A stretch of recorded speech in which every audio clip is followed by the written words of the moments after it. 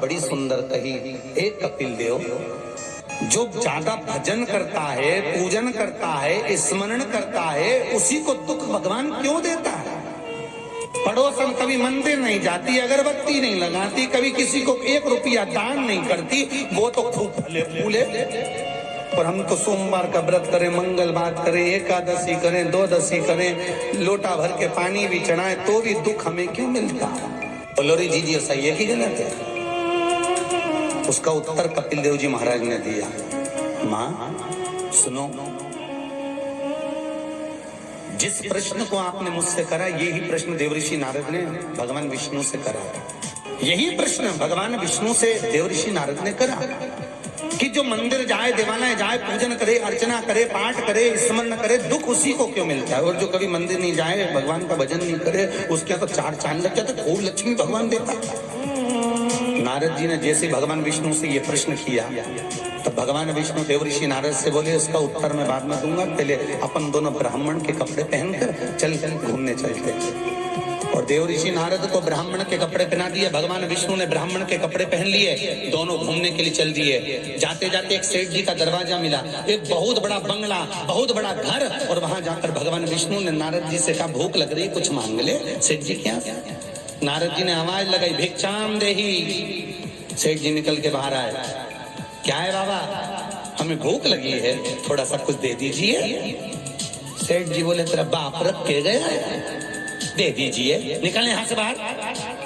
आ गए भिखारी, भीख मंगे, चल निकलो यहां से बाहर।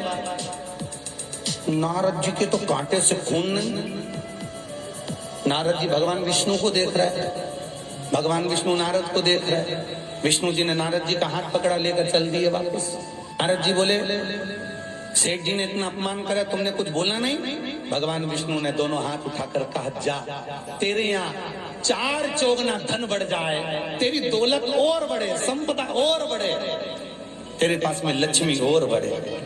नारद जी चले, भगवान विष्णु का हाथ पकड़ के बोले, ये कहाँ की रीति है? उसने धक्के मारकर निकाला, गाली दे के निकाला, बाप तक पहुंच गया, और तुम उससे कह रहे हो कि तेरी लक्ष्मी बढ़ जाए। नारद जी, भगवान विष्णु बोले, मेरा मन, चल तू तो आगे चल।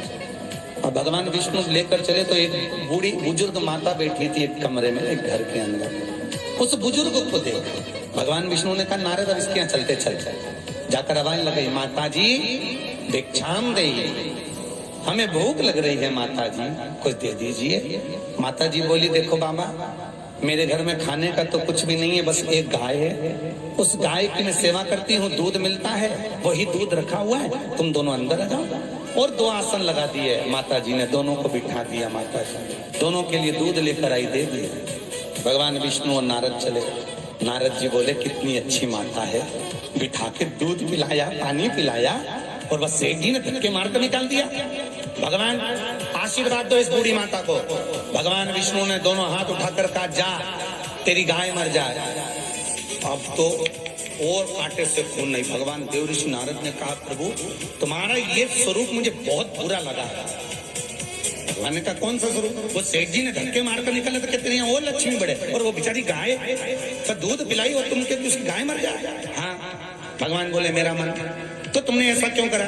भगवान बोले, नारद तो मेरी लीला नहीं समझता ना। नारद जी बोले, कभी समझूंगा भी नहीं, पहले बताओ ये क्यों हुआ, लीला जाने दो, मुझे तो ये बताओ। भगवान ने कहा, नारद बात इतनी सी है, वो बूढ़ी माता मेरा भजन करती है, दिन भर मेरा नाम लेती है, वो मरेगी, उसके घर में एक गाय है, उसमें उसका दिल बहुत लगा हुआ है, उसकी सेवा करती है, मरेगी, मरते समय विचार करेगी कि मेरे मरने के बाद मेरी गाय का क्या होगा। गाय की याद करते करते जब मरेगी तो उसको गाय की योनि मिल जाएगी, वो भगवान के पास नहीं आ पाएगी, विष्णु के पास नहीं आ पाएगी, इसलिए मैंने उसके मरने से पहले उसकी गाय को मार दी। नारद जी बोले, ये तो समझ में आ गया, पर अब ये बताओ कि वो सेठ जी को लक्ष्मी क्यों बढ़ाई?